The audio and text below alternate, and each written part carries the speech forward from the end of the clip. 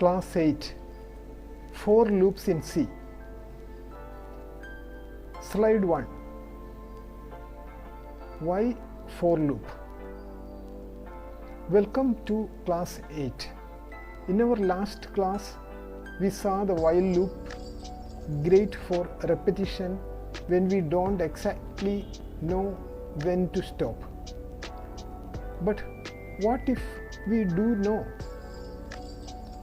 What if you want to print numbers from 1 to 10 or calculate the sum of the first 100 numbers? In these situations, the for loop shines. It is clean, compact and built precisely for tasks where the numbers of repetitions is known in advance.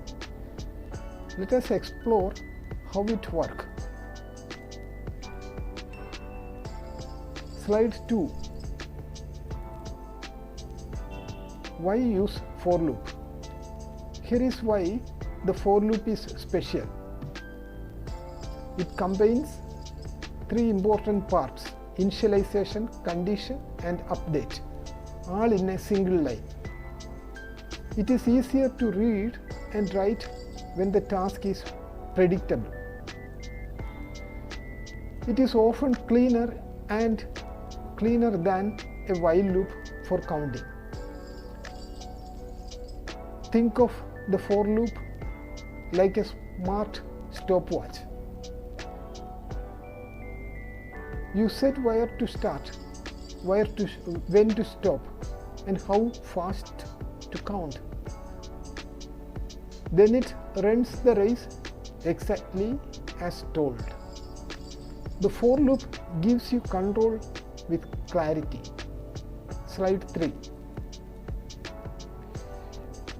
Syntax and flow of for loop. The syntax is given here.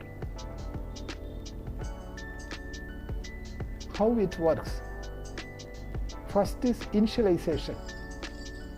Runs once at the start, set up the counter.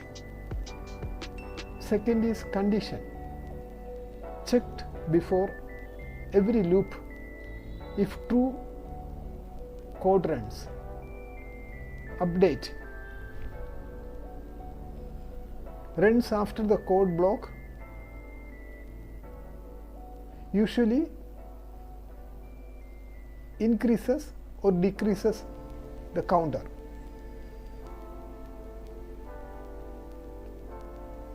Repeats until condition becomes false. The loop repeats until the condition becomes false.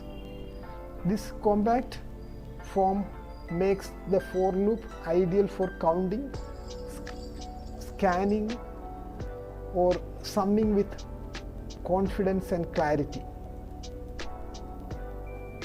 Slide 4. Example of for loop. The example code is given here. Just to go through it, here is what happens. I is equal to 1 means the loop begins by initializing I to 1. Second, it checks I less than or equal to 5, the condition. It will check the condition. So if the condition is true, then it will run what is inside the block. Print I, then it will go to the third part, I++, increases I by 1. Now loop continues until I is equal to 6. Condition, at that time condition will fail and it will come out of the loop. So the output will be 1, 2, 3, 4 and 5 vertically downwards. Because each time when it prints, in the printf statements a new line is there.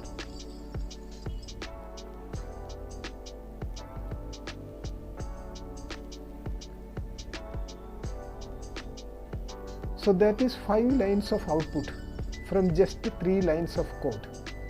This is how the for loop simplifies your logic. Slide 5.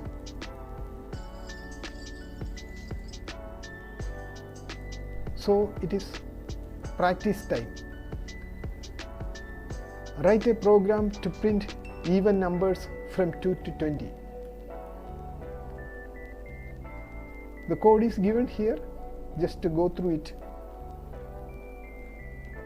Here we start from 2 and increase by 2 in each step. This gives us only even numbers. And here is a challenge. How would you print odd numbers from 1 to 19? This is where you start thinking like a programmer. Using the loop to fit your purpose. Slide 6. Your assignment. Now, for a slightly more thoughtful task, use a for loop to calculate the sum of the first 10 natural numbers. Hint: inside the loop, use a variable like sum to store the total.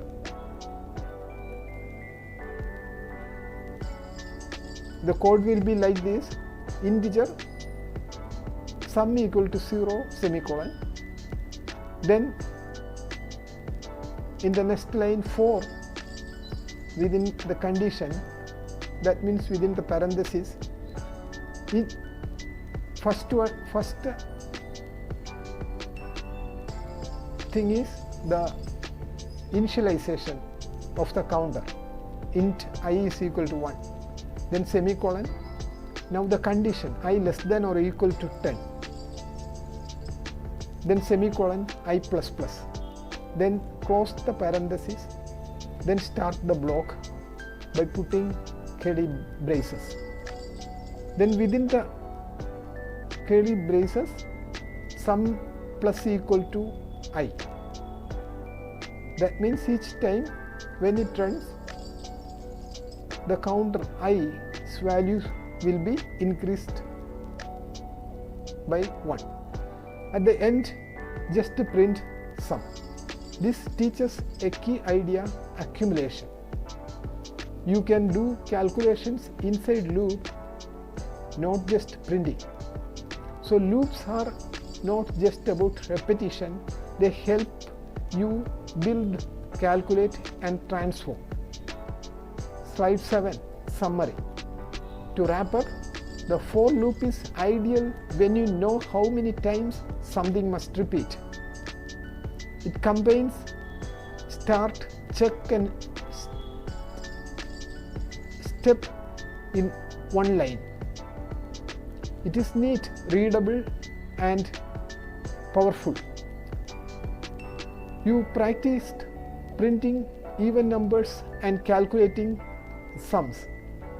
As a C programmer, mastering loops is like mastering rhythms in music.